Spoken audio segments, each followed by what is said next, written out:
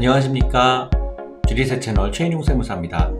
2023년 연말정산 최대한 돌려받기에 대해서 오늘 여러분하고 한번 나눠보도록 하겠습니다.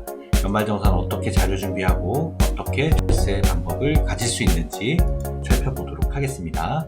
자, 연말정산 일정이 나와 있는데요. 올해부터는 회사가 국세청에게 연말정산 일괄 제공을 해달라라고 하는 등록을 하고 근로자들이 이거를 동의를 해주면 자료를 내려받을 수 있도록, 그래서 회사에서 일괄적으로 간소화 자료를 받을 수 있도록 그렇게 준비를 했습니다. 매년 국세청 연말정산 관련한 시스템들이 업그레이드가 되고 있는데, 근데 이게 신청 기간이 좀 짧았어요. 그래서 신청을 한 회사도 있고 그렇지 않은 회사도 있습니다. 신청을 한 회사들은 또 연말정산 간소화 자료를 받을 수 있겠지만, 중요한 거는 회사가 이걸 신청한 것도 있지만 자동적으로 나오는 자료뿐만 아니라 자동으로 나오지 않는 자료들을 여러분들이 어떻게 준비를 하느냐, 그게 중요합니다. 그래서 국세청 간소화 자료에서 나오지 않는 것, 여기에 대해서 여러분들이 준비를 잘 해주셔야 되는데요. 일단은 5가지 정도를 소개를 해드릴게요. 먼저 공제 대상 장애인이 아닌 병원에서 확인을 해주는 중증 장애인이 있습니다. 이런 경우에는 확인 서류를 가지고 중증 장애인 확인을 받으면 연말정산 공제 대상 장애인으로 인정을 받을 수가 있습니다. 그리고 월세 세액 공제, 주택 임차 차입금 원리금 관련한 금융증빙, 이런 것들은 별도로 따로 해주셔야 돼요. 간소화 자료에서 나오지가 않습니다. 국외 교육비, 해외 유학 가 있는 자녀들 있죠? 여기에 대해서는 외화로 납입을 한 등록금 납입 증명서라든가 국외 교육기관 증명서류, 이런 것들을 준비해 주시면 되겠습니다. 또 벤처기업이나 투자조합에 출자를 해가지고 소득공제 받는 대상자들은 이 투자나 출자 확인서를 받아주시면 되겠습니다. 이런 것들은 연말정산 국세청 간소화 자료에서 나오지 않습니다. 또 조회되지 않은 기부금이나 영수증, 이런 것들, 지정기부금 단체 확인 서류, 이런 것들도 챙겨주시면 좋겠습니다. 자, 이런 것들을 추가해서 국세청 자료만 받으시면 연말정산은 굉장히 간단합니다. 너무 쉽죠? 그런데 이 연말정산이 어떤 거냐, 이런 내용들도 여러분들이 좀 알아야 되기 때문에 구체적으로 조금 더 자세히 한번 설명을 드리도록 하겠습니다. 연말정산은요, 기본적으로 소득세 개념이에요. 여러분, 소득세는 종합소득, 양도소득, 퇴직소득, 이런 것들이 다 있는데, 대체적으로 우리는 종합소득이 많죠. 이자나 배당이나 사업이나 근로소득, 연금소득, 이게 다 모두 합해서 종합소득입니다. 양도소득이나 퇴직소득은 일반적으로 많지 않아요. 일생에 많지 않기 때문에 연말정산은 근로소득에 대해서 초점을 맞춘 거예요. 이자나 배당소득은 금융소득이라고 하는데, 금융소득은 뭐 2천만 원 이하는 분리과세되고 2천만 원이 넘어가면 종합소득으로 과세가 됩니다. 이 종합소득으로 과세가 되는 거는 3.3% 원천징수 사업자라든가 아니면 사업소득을 별도로 가지고 있는 사람들, 또 부동산 임대소득을 가지고 있는 사람들, 이 사람들 사업소득자예요. 이 사람들의 연금소득과 기타 소득을 합쳐서 5월 달에 종합소득세 신고를 합니다. 이 사람들은 이제 5월 달에 종합소득세 신고를 하는 거고요. 근로소득자들은 3월 달에 연말정산을 해서 끝납니다. 그러면 사업소득이 있는 근로자들은 이런 이자소득이나 배당소득, 사업소득, 이런 것들을 다 합해서 5월 달에 종합소득세 신고를 하는 걸로 끝날 수가 있겠죠. 그래서 연말정산은 근로소득자가 하는 개념이다. 근로소득자들은 3월 달에 이제 원천징수로 끝이 나는 경우가 대부분일 거예요. 그러면 근로소득자들은 매달 세금을 내는데 이게 연말정산이랑 무슨 상관이 있느냐? 2022년도에 매월 이렇게 소득을 받으면서 일정 부분 세금을 뗐습니다. 월별 소득이 만약에 200만 원이라서 간이소득 원천징수 세액으로 19,520원씩 뗐다라고 하면 매달 요 19,520원을 세금을 떼서 납부를 한 거예요. 한 23만 4천 원 정도를 납부를 했죠. 근데 실질적으로 연말정산을 통해서 세금을 내는 거를 계산을 해보니까 실제로 20만 원만 내면 된다 라고 하면 매달 뗀 게 조금 더 많죠. 3만 4천 원만큼 조금 더 뗐으니까 이렇게 뗀 금액이 많을 때는 연말정산 환급액이 나오고요. 만약에 플러스가 나오면 추가적으로 납부하는 경우도 생깁니다. 이렇게 해서 2023년도 연말정산을 한 금액에 대해서 세금을 더 낼 수도 있고 환급을 받을 수도 있다. 근데 대부분 환급을 받는다라고 정리하고 넘어가도록 하겠습니다. 연말정산이라고 하는 거는 근로소득세부터 이런 절차를 거쳐서 세금을 계산을 하게 되는데요. 근로소득세를 어떻게 낼 거냐? 그러면은 총급여액에서 비과세에 대한 세금을 뺍니다. 비과세에 대한 내용은 보시면 알 수 있을 거고요. 그래서 여러 가지 소득공제를 해주는데 이게 바로 연말정산의 소득공제죠. 기본공제도 받을 수 있고 추가 공제도 받을 수 있고 연금보험료 공제나 특별소득공제 이런 기본적인 소득공제들을 받을 수가 있습니다. 기본공제, 인적공제 부분을 조금 좀 살펴보도록 할게요. 기본공제라는 거는 1인당 150만 원 공제를 해주는 소득공제를 받을 수가 있다는 건데요. 연말정산 간소화 서비스에서 자동으로 작성해서 나오는 게 모두 부양가족공제가 반영해서 나오나요? 이렇게 물어보는 경우가 있는데 그렇지 않습니다. 본인이 간소화 서비스에서 선택한 부양가족 그리고 부모님이나 이런 분들이 소득이 있는지 없는지를 판단을 해야 됩니다. 그래서 이거는 여러분들이 직접 판단을 해서 부양가족 공제 명세서를 작성을 해주셔야 되기 때문에 이 부분은 직접 공제 대상자가 되는지를 판단을 해야 됩니다. 그렇다면 부양가족 판단은 어떻게 해야 될까요? 이렇게 부양가족에 대한 체크리스트가 있습니다. 부양가족에 대한 체크리스트를 따라가면서 할 수 있는데 저희도 가연세무법인에서 이렇게 체크리스트를 드립니다. 같이 드리면 기초적인 확인사항과 주택 임차 차입금, 원리금에 대한 사항과 월세 세액공제 이것들도 연말정산 간소화 서비스 자료에서 나오지 않기 때문에 그런 내용들, 그 다음에 주택마련 저축공제라든가 장기주택 저당, 차입금 관련 이자공제 이런 내용들에 대해서는 추가적인 서류들이 조금 더 필요해요. 그래서 이런 내용들에 대해서 체크리스트를 하고 있는데 부양가족 체크리스트를 보여드리자면요. 먼저 기초적인 확인사항을 이렇게 체크를 해야 됩니다. 본인이 연말 현재 세대주냐? 예, 세대주입니다. 그럼 체크하시면 되고요. 부양가족에 대한 인적공제 항목이 변동이 있느냐? 그럼 전년과 동일하다. 이렇게 체크하시면 되고 동일한 과세기간 내 종전근무지가 있었는지 2022년도에 퇴사를 하셔서 새로운 회사에서 연말정산을 받는다. 그러면은 있다 아니면 없다 이렇게 체크를 해주시면 됩니다. 그러면은 종전근무지에 대한 근로소득 원천징수부를 받으셔가지고 같이 연말정산을 받으셔야 돼요. 나머지 기본공제 대상자가 맞는지 아닌지 이런 것들 기본공제 대상자에 대한 확인을 하도록 그렇게 돼 있습니다. 부양가족에 대한 연말정산의 인적공제를 그러면 구체적으로 어떻게 판단을 합니까? 생계와 소득과 연령에 대한 요건을 갖추도록 하고 있는데 소득에 대한 요건을 한번 살펴보면 다음과 같습니다. 본인에 대해서는 소득이 있건 없건 다 공제를 받는데 연말정산 대상자니까 본인은 소득 요건을 보지 않는다는 거죠. 배우자나 직계존속, 형제자매, 직계비속, 위탁아동이나 이렇게 수급자 이런 사람들은 부양가족이니까 기본적인 공제를 받을 수 있는데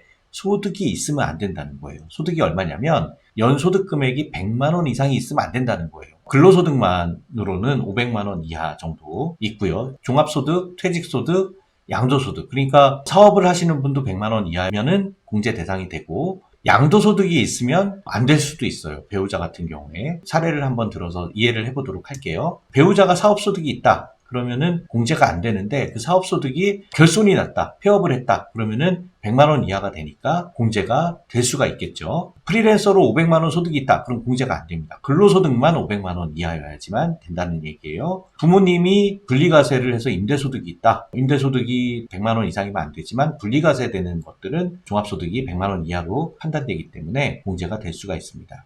배우자가 양도소득으로 3천만 원이 있다. 그러면은 양도소득이 100만 원 이상이기 때문에 공제가 안 됩니다. 자, 이렇게 부양가족 소득 요건에 대해서 판단을 할 수가 있고요. 연령 요건도 봐야 됩니다. 나이에 대한 요건도 봐야 되는데 이 나이에 대한 거는 본인이나 배우자는 나이에 대한 요건을 보지 않고 부모님에 대해서는요, 나이가 60세 이상이면 공제가 가능합니다. 60세가 안 되시는 부모님들은 안 되는 거죠. 또 따로 사는 부모님이라고 할지라도 공제가 가능합니다. 연말정산 기본공제 대상자에 안 나오는 분들은 추가적인 공제를 체크를 하셔가지고 다운을 받으셔야 돼요. 근데 형제들이 중복으로 부모님을 다 공제받으면 되겠어요? 안 되겠어요? 안 되겠죠. 부모님은 가장 소득이 많은 형제가 받는 게 좋습니다. 그 다음에 이제 자녀 같은 경우에 직계 비속은 만 20세 이하까지 소득공제가 가능합니다. 자녀가 이제 성년이 돼서 20세가 넘어가면 소득공제가 안 돼요. 자녀가 대학생 들어가면은 공제가 안 되는 걸로 그렇게 생각을 하셔야 됩니다. 기본공제 대상자가 아니다라는 거예요. 기본공제 대상자는 연 150만 원 공제를 받을 수 있고 추가적으로 경로우대 대상자라든가 장애인이라든가 한부모 가정이라든가 부녀자 공제라든가 그런 경우에는 추가적으로 공제를 이렇게 받을 수가 있습니다.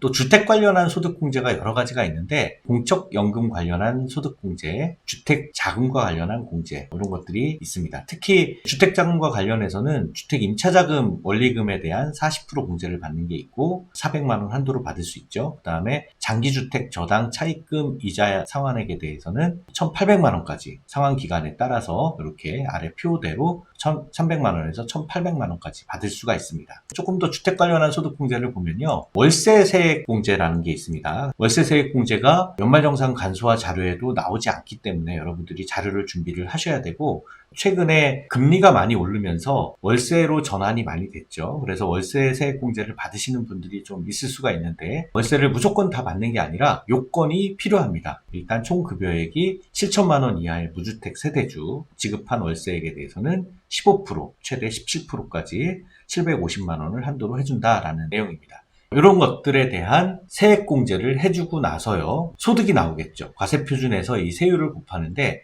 대부분 우리 근로자들이 한 4,600만 원 이하에서부터 1억 5천만 원 이하 요 사이에 걸리시는 분들이 아마 가장 많으실 거예요. 세율은 15%, 24%, 35%요 구간으로 세금을 부담하게 됩니다. 2023년부터는 이제 세금이 조금 바뀌게 되는데요. 우리는 2022년도 세금에 대해서 내는 거기 때문에 요 세율이 적용이 됩니다. 그러면 이제 소득공제하고 세액공제 어떤 게 더 유리할까? 소득공제는 뭐고 세액공제는 뭐냐? 요 차이를 제가 잠깐 설명을 드릴게요. 소득공제는 급여에서 소득공제가 빠지고 여기에 대해서 과세표준을 구해서 여기에서 세율을 곱하는 거예요. 그래서 소득공제는 세율이 곱해지기 전에 빠지는 금액이라서 285만 원 정도, 100만 원을 받았다 그러면 15%만큼, 15만 원만큼 빠지는 거고요. 세액공제는 급여에서 세율을 곱한 다음에 빠지는 금액입니다. 산출세액 300만 원, 세액공제 100만 원을 받으면 세금이 200만 원이 돼서 산출세액에서 빠지는 금액이 굉장히 크죠. 그래서 세액공제 항목의 절세 효과가 크기 때문에 세액공제를 보다 더 잘 받으시는 게 유리합니다. 자, 그래서 세액공제 항목들 한번 살펴보면요. 세액공제는 어떤 게 있느냐? 이렇게 여러 가지 세액공제가 있습니다. 근로소득 세액공제, 자녀세액공제. 자녀들 많이 낳으면 세액공제 많이 받으니까 유리하죠. 그 다음에 특별세액공제로 의료비나 교육비나 기부금 이런 내용들. 특히 기부금 관련해서 세액공제 받을 수 있는 항목들이 있기 때문에 대부분 연말정산 간소화 서비스에서 나오지만 나오지 않는 기부금들 잘 준비를 해주셔야 됩니다. 그리고 주택자금 차입금에 대한 이자세액공제, 월세세액공제 이런 내용들이 여러분들이 많이 세금을 줄일 수 있는 부분입니다. 이제 월세세액공제에 대해서 구체적으로 좀 살펴보도록 할게요. 월세세액공제는 요건이 있는데요. 일단 7천만 원 이하 근로자, 6천만 원 이하 사업자만 해당이 됩니다. 국민주택 규모 이하이거나 기준시가 3억 이하 주택이어야 되는데 요즘 집값들이 많이 올라서 국민주택 규모 85제곱미터 이하면은 해당이 되십니다. 그리고 오피스텔 고시원도 가능하고요. 또 임대차 계약 주소지하고 주민등록 주소지가 같아야 돼요. 제가 월세세액공제 관련해서 검토를 하다 보면 주민등록 주소지하고 임대차 계약 주소지가 다른 경우가 간혹 있습니다. 이런 분들은 월세세액공제를 못 받으세요. 반드시 같아야 됩니다. 그리고 세대원이 주택 소유자가 아니어야 돼요. 배우자가 집이 있는데 내가 월세를 산다. 이러면 안 되죠. 부모님이 세대원인데 주택이 있다. 그러면은 월세세액공제 받을 수가 없습니다. 그리고 해당 근로자가 월세 비용을 지출해야 돼요. 월세세액공제는 내가 받으려고 하는데 비용은 다른 사람 통장에서 나갔다. 이러면 안 되죠. 요 요건들이 잘 갖춰져야 됩니다. 이 월세세액공제를 받는 금액이 그럼 얼마냐? 월세 지급액의 12%, 총 급여액 5,500만 원 이하인 경우에는 15%, 총 750만 원 한도로 공제를 받을 수가 있습니다. 자, 그래서 월세세액공제 체크리스트를 제가 만들어 봤는데요. 월세세액공제에 대한 체크리스트를 보면은 일단은 현재 무주택 세대주여야 되고요. 다른 사람이 세대주가 주택자금공제를 받지 않았어야 돼요. 그리고 근로자 본인이 지급한 월세여야 된다는 거 체크하셔야 되고요. 면적이나 금액이 좀 낮은 거면 되겠죠. 둘 중에 하나, 면적이 85제곱미터 이하다. 괜찮고요. 면적이 85제곱미터가 넘어가더라도 임차주택의 기준시가가 3억 원 이하면 괜찮습니다. 아까 말씀드렸듯이 주민등록등본상 주소지, 이게 임대차 계약 증서상 주소지와 일치가 돼야 된다는 거고, 본인이 이제 총 급여액이 7천만 원 이하여야지 가능하다는 거예요. 그렇게 돼야지만 월세 세액공제를 받을 수가 있습니다. 그래서 준비 서류가 필요하겠죠? 임대차 계약서 사본이라든가 주민등록등본이라든가 월세 계좌이체, 금융증빙이 필요합니다. 반드시 7천만 원 이하 본인이나 배우자가 월세 계약을 하고 납부를 해야 되는 문제도 갖춰줘야 됩니다. 맞벌이 부부들이 이제 여러 가지 연말정산을 하면서 부부가 절세를 어떻게 하는 게 좋으냐, 부양가족공제를 선택할 수 있을 때 기본적으로 소득이 높은 쪽에서 소득공제를 받는 게 좋습니다. 배우자 연봉이 4천만 원이고 본인 연봉이 7천만 원이라면 누가 받는 게 유리하겠어요? 내가 받는 게 유리하죠. 배우자 4천만 원이면 15% 세율에 걸리고 나는 24% 세율에 걸리기 때문에 내 연봉 7천만 원이면은 내가 받는 게 유리하다, 이렇게 판단을 하실 수가 있습니다. 배우자가 소득이 많으면 배우자가 공제를 받는 게 더 세금이 많이 깎이겠죠. 자, 그 다음에 의료비가 많다면 배우자 중 누구의 카드로 지출하는 게 유리하냐, 총급여액이 일반적으로 높으면요 공제를 못 받을 수가 있어요. 그래서 의료비 세액 공제는 총급여액이 낮은 분이 받는 게 유리한 경우도 생깁니다. 결과적으로는 안 아픈 게 좋지만 총급여액의 3%를 넘는 의료비만 인정이 되기 때문에 생각보다 젊은 분들은 공제가 되지 않는 경우가 많습니다. 자, 그렇고요. 맞벌이 부부 같은 경우에 이제 신용카드 소득공제나 기부금 공제, 교육비 세액 공제, 질문이 이런 것들이 많이 나오는데요. 맞벌이 부부 같은 경우에 서로 공제가 안 되고 교육비 같은 경우에는 대학원 교육을 받는다. 그러면은 대학원 교육을 받는 사람이 공제를 받는 게 원칙입니다. 소득이 많다고 해서 그 사람한테 공제를 받고 그럴 수는 없어요. 부양가족 해당자가 지출한 금액은 공제가 돼서 소득이 높은 사람이 공제를 받는 게 유리합니다. 그런데 이제 이런 질문이 나와요. 자녀의 학원비는 누구 카드로 긁는 게 유리한가요? 그랬는데 이 학원비 같은 경우에는 공제가 일반적으로 되지 않습니다. 정규교육기관이라든가 학자금 대출, 또 국외 학교라고 하더라도 정규교육기관에 인정되는 내용만 공제를 받을 수가 있기 때문에 학원비는 누구의 카드로 지출을 하더라도 공제가 되지 않아요. 연말정산 자료 준비는 홈택스에서 이렇게 강은소화 서비스 자료 조회하면은 간단하게 나옵니다. 이렇게 하나씩 클릭하다 보면은 자연스럽게 나오기 때문에 어렵지 않아요. 나오지 않는 내용만 추가로 받아서 입력을 해주면 되고요. 특히 이제 기부금 공제 같은 경우에 연말정산 간소화 서비스에 나오지 않기 때문에 여러분들이 종교단체 기부금 이런 것들 좀 자료를 잘 챙겨주시면 금액만큼 추가적으로 받을 수가 있습니다. 따로 사는 부모님도 체크가 되지 않는 경우가 있기 때문에 따로 사는 부모님도 추가적으로 등록을 해서 자료 제공 동의 이렇게 해서 부모님을 등록을 시켜주시면 좋겠습니다. 부양가족 누락된 경우 추가해서 등록을 해주시면 좋습니다. 연말정산 자료 내려받기 해가지고 여러분들이 연말정산 간소화 서비스에서 이런 자료들을 내려받으면 파일로 입력이 될 거예요. 연말정산 받으실 때 주의해야 될 사항이 자녀 공제나 교육비를 아까 말씀드렸듯이 부부가 중복으로 공제를 하면 안 되고요. 부모님 공제도 형제들이 각각 공제를 받으면 안 됩니다. 여러분 형제분들하고 얘기하셔서 올해는 누가 받는 게 좋을지 결정을 하시고 많이 받으시는 분이 한번 밥 한번 쏘시면 되겠죠. 자, 그리고 올해 회사를 옮긴 경우에 종전회사에서 근로소득 원천징수부를 사본을 받아가지고 옮긴 회사하고 옮기기 전 회사를 합산해서 신고를 하시면 좋습니다. 또 연말정산이 끝나고 공제서류를 못 받았다 이럴 때는 어떡하죠? 이런 경우에는 5월 달에 종합소득세 신고할 때 확정신고를 해서 추가적으로 받을 수가 있습니다. 이렇게 해서 연말정산 주의해야 될 서류들 받으시고 이 자료를요 PDF로 다운을 받으시면 회사에서 전달을 해주시거나 저희 세무법인에 전달을 해주시고 이거를 출력을 해갖고 스캔을 다시 하는 분들이 있어요. 절대 그렇게 하지 마시고 비번 같은 거 걸지 마시고요. 그냥 PDF 파일로 다운받아서 회사에 전달하는데 아까도 말씀드렸듯이 간소화 서비스에 안 나오는 자료들이 있습니다. 아까 말씀드렸던 중증장애인 확인 서류, 월세 관련한 금융증빙, 국외교육비 관련한 내용, 그리고 벤처기업에 대한 출자, 투자 확인서, 조회되지 않는 기부금 단체 영수증 및 기부금 단체에 대한 확인 서류 이런 것들만 여러분들이 추가적으로 잘 챙겨서 주신다면 놓치지 않는 연말정산, 절세가 되는 그런 연말정산으로 잘 받으실 수 있겠습니다. 미리 준비하는 연말정산 잘 준비하셔서 다 돌려받으시고 절세하시길 바라겠습니다. 감사합니다.